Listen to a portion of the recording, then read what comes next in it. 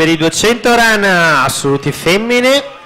Per la serie numero 3 saranno in vasca alla corsia 2 Spera Sofia Rarinantes Romagna, alla corsia 3 Viola Desiree Piave Nuoto, la corsia 4 Feltrin Michel Sportivamente Belluno, corsia 5 Pesce Anita Sporting Club Noale, corsia 6 Mikulcic Martina Sportivamente Belluno, corsia 7 Pederiva Silmava Stella Marina.